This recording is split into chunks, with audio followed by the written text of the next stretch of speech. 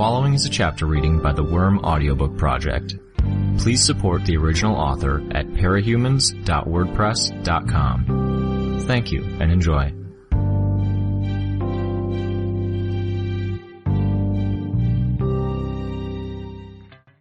Aisha's not here, Gru informed us. He locked the door to his headquarters and climbed on top of Sirius. Bitch and I were astride Bentley and Lucy, respectively, and Bastard was on the end of a chain that Bitch held. Did you give her a job before you left for Coils this morning? I suggested. He shook his head. No. I make notes, and I make her take notes too. Keeping track of that girl is a nightmare. Tattletale's working on her idea, I said. It felt ineffectual as reassurances went. In the hopes of elaborating on the thought, I added, maybe she'll be able to keep track of him, and stay in touch with us, to keep us informed. Maybe. You done a sweep of the area? I shook my head. Need another minute. I'm trying to be thorough in how I check each area for enemies. A mannequin can see my bugs, so I have to use silk lines to try and catch him. It's slow, and I definitely don't want to miss him. Also, it would be nice to grab some bugs, to build up and replenish my stock. I let the bugs gather on Lucy's back, depositing spiders and large beetles. The dog didn't seem to mind. Right. Good. Gru looked at Bitch. We'll finish checking out my territory, stop in yours, to help you with whatever you need to do for your dogs. Then we'll pass through Tattletale's area on the way back to Skitter's. I don't really care, Bitch said, looking off into the distance. I was pretty sure she was deliberately looking away from me. It was as though she wanted to pretend I didn't exist. Gru looked at me and shrugged. This wasn't going to work. She was too distant. And that was dangerous. Not that it wasn't risky to try and address the problem. It still needed to be done. Making sure Bitch wasn't looking, I tapped two fists together and then pointed at her. He shrugged again. He didn't get it? Drawing from the bugs I had stored in my costume, I drew out the words in the air, with the bugs flying in tightly controlled formations. Confront her. He hesitated. Be leader, I wrote. Then I changed the words of leader to honest. Bitch, Gru spoke. What? She snapped her head around to face him. Her eyes flicked over to me and narrowed slightly before they returned to him. This whole thing with you not talking, it's not working. So cut it out. Or at least explain what's going through your head. What I think is my business. No, I cut in. I couldn't help it. You're a member of the team, and if you're thinking about joining the 9, then that matters. I'm not, she snapped. But, I added, what? You're not thinking about joining them, but? I let the question hang for a second. Something is eating you up. Did you not hear what I said about my thoughts being my business? Bitch, Gru warned. What? She clenched her fist, and I think the dogs could see something in her body language, because they tensed too. She said, fuck it. Pisses me off when you get on my case. Leave me alone. She kicked Bentley lightly in the sides, and the dog began walking. She kicked him again, and he started running. Lucy and Sirius wanted to follow, so it thankfully didn't take much effort to get them moving. Bitch wasn't riding as fast as she could, so it was clear enough that she wasn't trying to escape. She wanted space, and she was angry. I glanced over my shoulder at Gru. How the hell were we supposed to handle this situation? My phone vibrated at my back, and in my effort to avoid falling off Lucy, I wasn't able to get at it. I fought to make her obey me, and stop by pulling on the chains and wrenching her right, then left. She finally halted, and I took the opportunity to grab my phone. I'd missed my window. It started vibrating again. Yes, I answered. You guys busy? Lisa asked. Just patrolling our territories to make sure that the Chosen aren't up to anything, I said. A droplet of water fell on the lens of my mask. I looked up at the overcast sky. Rain? Listen, you know that I've got some people working for me, passing on info, right? Sure. Bryce is one of them, right? Right. Well, I've got all of them keeping an eye out for capes and known faces. Known faces? Like the members of Empire 88 who were outed. Like them. Or Jack. Or Bonesaw. But that's not what this is about. Senegal just dropped by Coil's base, and he's passing on information from one of my scouts. They saw a panacea at one of the shelters in Ballistic's territory. I'm not entirely sure I follow. All of the new wave live southwest of the towers, the nice part of downtown. Neither of their houses were hit by the worst of the waves, and none of the Chosen or merchants are stupid enough to attack them, and they wouldn't succeed if they were. You following me now? Sort of. You're wondering why she's there? She could just be there giving medical help to the injured. My scouts say she's keeping to herself, Trying to avoid attracting attention. Curious. Exactly. Want to go pay a visit? I used clouds of bugs to get the attention of my teammates, then waved for them to come my way when they stopped and looked my way. I'm not the best person to talk to Panacea. She kind of hates me. Remember the thing at the hospital? The bank robbery? But you have talked to her before. She was there to hear Armsmaster talking about you, being a wannabe hero, betraying us. If nothing else, maybe the idea of getting answers about that will get her listening, so you can move on to a real conversation. Maybe. I don't really think so. Wouldn't somebody else work better? You guys aren't far from that spot. Who would you send? Sundancer and Ballistic are threatening by their very nature. I'm not up to it, and she hates me more than she hates you. I wouldn't trust Bitch, Regent, or Trickster to handle it. I think you'd agree with me there. Genesis? Lisa sighed. We could send Genesis. Is she with you? She's resting, or at least she's recuperating from using her power. If something comes up, she told us to call her, and she'll have one of her creations with us in a minute. Your call. The travelers seem decent, but they're hiding something. And I really do think you'd be a better person to talk to her. Okay, text me the address. I'll ask the others, and we'll call Genesis in if necessary. Cool. I hung up. Gru and Bitch had already returned to me. What is it? Gru asked me. Panacea's in a shelter, and she shouldn't be. Tattletale finds it strange, and I agree with her. She wants us to check Panacea out. Why? Bitch asked. None of our business. It could mean answers.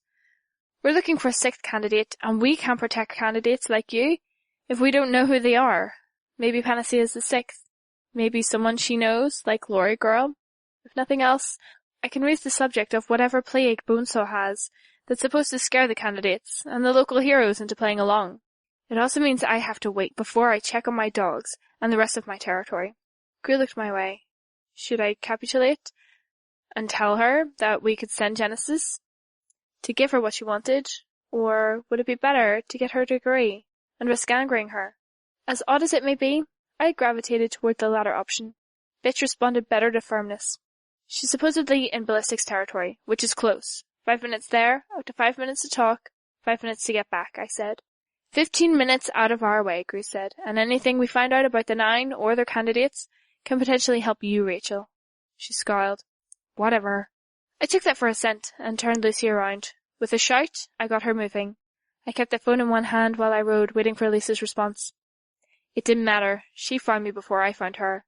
Or, to be more specific, she found my bugs before I found her. There were enough flies in the city that most people didn't give a second thought to one landing on them, especially if it landed on their clothing. I habitually used my bugs to check people nearby for weapons or masks, and when I checked the people in a building 3 blocks away, one of the bugs brushed against Panacea. She must have been able to tell it wasn't an ordinary bug. As she'd done at the bank robbery, she used her power to scramble them and force whatever mechanism my power activated in their system into a feedback loop. Before it could incapacitate me and my power, I swept up the bugs with larger dragonflies and flying beetles and probably murdered them, feeding them to the other bugs in the area and pulling them apart. Panacea was waiting in an alley when we arrived, arms folded. Her brown hair was tucked beneath an army green mush cap, the brim pulled low. She looked exhausted, worn out. She had the same devastated look in her eyes that I had seen in her cousin, Anant, on the day of the Endbringer attack. I see you've got the 2 other horsemen of the apocalypse with you. Where's number 4? I shook my head. Horsemen of the apocalypse? Never mind. I hopped down from Lucy's back. I just want to talk. I can't outrun those dogs. You've got me outnumbered, and you've probably got more weapons than me. I think you're in a position to do whatever you want. Good, I said, because like I said, I just want to talk. I could get rid of my weapons, if that would make you feel any better. It wouldn't really. I saw her step back a little, and I could tell she was ready to bolt. We were in a position to catch her, for sure, but it would be more detrimental than anything. If we chased her down, any dialogue I had with her afterward would be an interrogation, not a conversation. Okay, Gru, Bitch, you want to give us some space? Stay close enough that we can hear each other with shouts. Sure. You checking the area? Yeah, no trouble yet. He nodded, and the pair of them led their dogs away. What's going on? Panacea asked. That's what I was going to ask you. Why are you in a shelter, Panacea? Don't call me that. I raised my hands in a bit to stop her. Okay, why are you in a shelter, Amy? Why is that any of your business? Because 2 of my teammates were picked by the 9, and Jack Splash has started a messed up version of Survivor with the candidates as players. Survivor? If I'd been pressed to say, I would have said her body language shifted fractionally on hearing that. Concern for herself? Her sister? Someone else? You didn't get a paper with a list on it? I asked. I was staying somewhere else last night. I heard from a classmate that my aunt was supposedly looking for me, so I legged it. I could have pressed for more details there, but I suspected she'd keep to the conversation better if I gave her the info instead of demanding it. They set themselves a time limit to test and eliminate the 6 candidates. The goal is to test the candidates and kill the ones who fail, until there is only one. Our goal is to save them. So when Tattletale figures out you're here, instead of with your family, and when we know that the 6th candidate is apparently a hero, it gets our attention. Who are the other candidates? Regent, Bitch, Hookwolf, Armsmaster. Armsmaster? Yeah, though it might be like Cherish is doing to Regent. More to screw with him than for legit reasons. Okay. I can see it though. I've interacted with him. He really did cross the line during the Endbringer attack. And the 5th? A non-Cape. I don't know the details, but she's in a secure location. Amy fidgeted. I'm getting out of here. Where? Away. I don't want to be a part of any of this. You can't leave. Why not? I can find a place to hole up and hide until it blows over. So long as you're in Brockton Bay, they've got someone who can watch you. Can watch any of us. She reads emotions and apparently uses them to find us from half a city away. It's probably how they find the candidates in the first place. Then I'll leave the city. I was going to anyways. Fuck, I still wish I had the list, I muttered. In a normal speaking volume I said, no. You can't leave a town either, because Bonesaw prepared a plague or something. If you are a candidate and you leave the city, they'll use it. They explicitly said they were using it as an incentive for the 2 heroes that they picked as candidates. Heroes, Amy muttered. Right. Are you a candidate? She fidgeted again. Bonesaw nominated me. Do you know why? Bitterly she said, what do you think? She thought I'd be a good fit, and because my powers complement hers. A good fit? Just based on my interactions with you, I wouldn't have thought. No? She asked, sarcasm in her tone. Why wouldn't you have thought? You heard what Tattletale said. I'm the daughter of a villain. I haven't been nice, I haven't been merciful, or forgiving, or considerate. Instead of giving you a second chance, I was spiteful. I toyed with your feelings, and things spiraled out of control. You know how much trouble that caused for my family? The director of the PRT and Legend and Miss Melita were all at my house, lecturing all of us about how serious these events were and how sensitive relations between the various fractions were. I don't want to strike a nerve, or say the wrong thing. I'm not very good at picking the right thing to say, but I forgive you. I know you were tired. You were overworked. You had no reason to like me or to do me any favors, and you healed me anyways. I could see her tense. Would she storm off? Lash out at me, like Bitch would? She just fell silent, avoiding eye contact with me. I don't think you're a monster, I said. She laughed briefly, and it was a dark utterance with no humor in it. No? Everyone knows how you visit hospitals. How many people have you helped over the past 3 years? How many lives have you saved? How many people have you rescued from a lifetime of misery? I hated it, she said. It was such a burden. I was so many long hours spent around sick people, and I got numb to it. I stopped caring. Do you know how many hours I've spent awake at night, wishing my powers would just go away, or that some circumstance would come up where I'd make some excusable mistake, where they would eventually forgive me, but where I couldn't visit the hospitals anymore? It caught me off guard hearing it, but I managed to get my mental bearings. You didn't ask for your powers. I'm sure even doctors get worn out. They hate their job. They have bad weeks, except doctors have fellow staff members. They have friends and everything to go back to, and they're adults. You're still a teenager. You started doing what you're doing at a time when most people didn't. You didn't have the maturity and the defenses against the pain you were seeing that doctors pick up over the course of the first 25 years of their lives. She shook her head. Don't. Don't what? Don't make me out to be a good person. Bonesaw has a better idea of who I am than you do. Maybe I wouldn't have thought so 3 days ago, when she first met me, but then I fucked up. I proved her right. Every fear I had about being like my dad came true. I didn't have a reply to that. I couldn't pry, and I couldn't elaborate. So you're the supposedly good person who was pretending to be a crook, and I'm the monster who was pretending to be a hero. But then the dust settled. We both wound up being villains. Funny how that works. Maybe because doing the right thing is hard, I offered. She shrugged. But you can do the right thing. We need your help. I don't know your circumstances for leaving home. I won't pry. But I think you're one of the few people who can stop Crawler, maybe even Siberian too. We need you around in case they start winning, and we wind up with injuries or death. And we need you in case we start winning. And they decide to use that plague out of sheer spite. More burdens, more pressures, and demands, she said, her voice quiet. Yeah, that's the way things play out. But we can help protect you in exchange. You watch our back, we watch yours. I don't know if my conscience can handle taking that final step over to the dark side, or if I can handle being in Tattletale's company. We're operating as two distinct groups.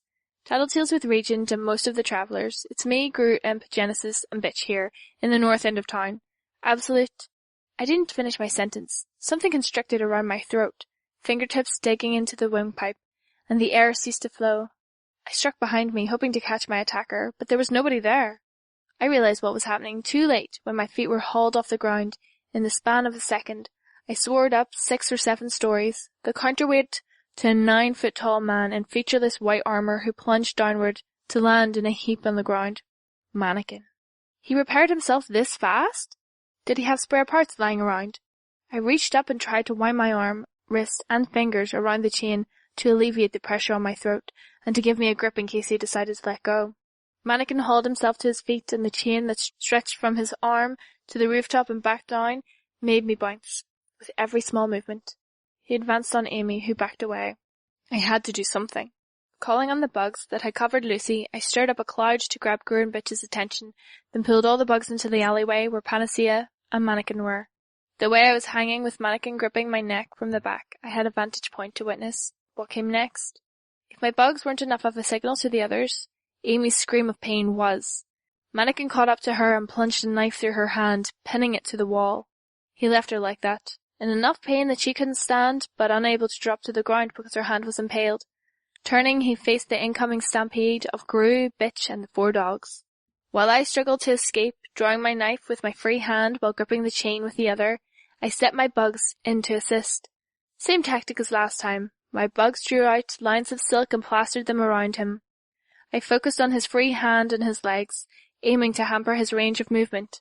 Something was different from the last time. I wasn't sure if I would have known just by going by naked eye, but I knew almost right away by the lengths of the silk I was drawing around him. His arms were bigger, and the weight of them was making his body hunch forward a fraction. I tried to scream, to call out a warning, but I couldn't breathe to do it. I would have used my bugs to draw words, but the pair were moving too fast to read anything I threw their way. I drove the knife at the hand that held me instead. Bitch ordered Bentley to pounce. Mannequin raised his arm, and the deafening boom of a gun firing filled the alley. The shot was powerful enough that Bentley was knocked off course. Mannequin simultaneously leapt and retracted the chain that still stretched to the rooftop, swinging across the alley and escaping collision by mere fractions of an inch. Bentley and Bitch sprawled on the ground. I hacked at the hand that held me again while Gru threw darkness over the pair of them. My swarm sense gave me a picture of what happened next.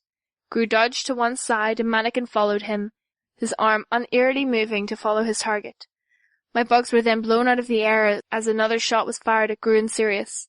I could feel it spread out, hitting multiple points on the pair of them. A shotgun? Lucy pounced from where she'd been moving in Sirius's wake, and she landed half on top of the chain that held me.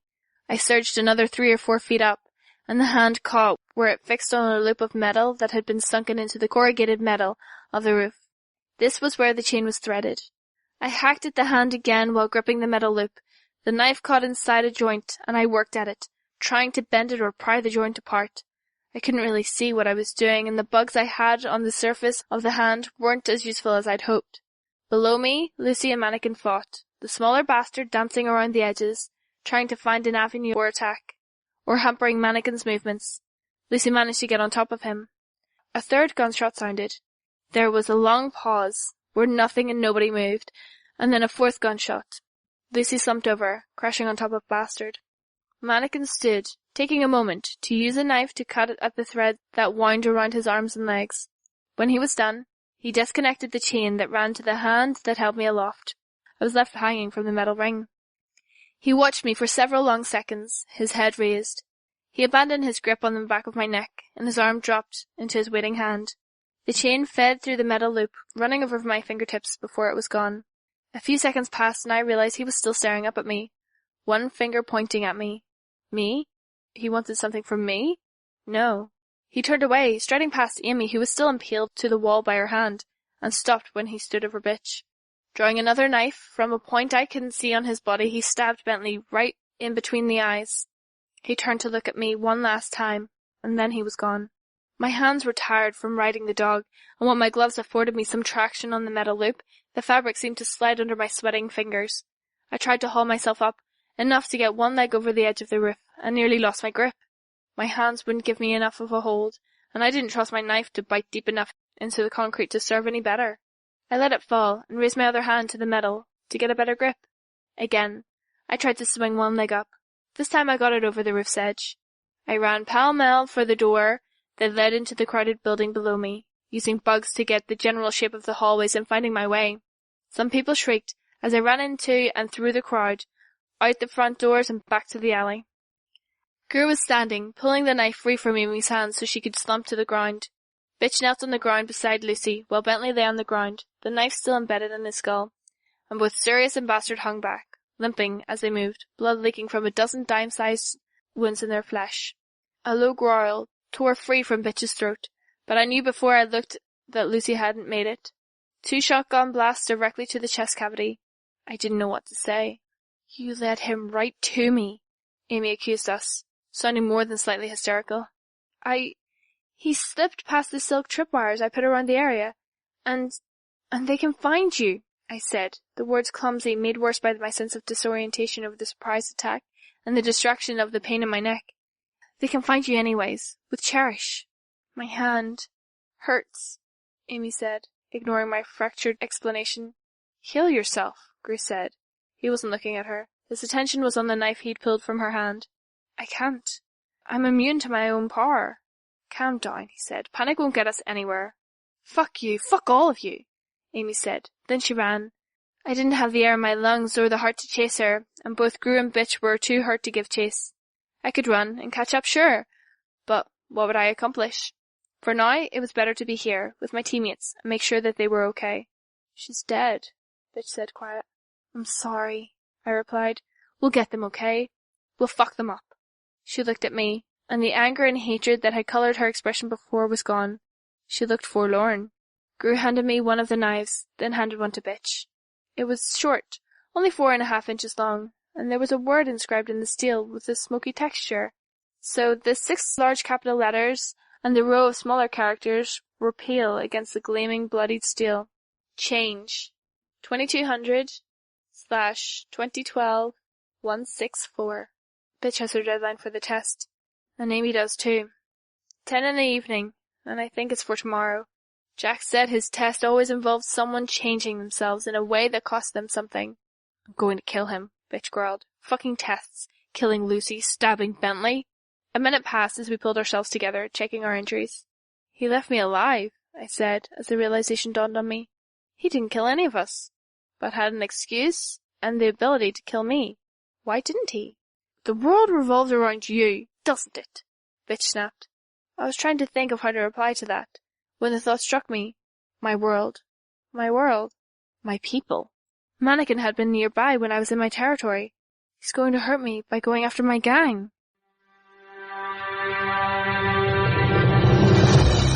Hi, this is Meg. You just finished listening to a chapter from Arc 13, Snare, from the web serial Worm by J.C. McCrae. This production is brought to you by the Worm Audiobook Project.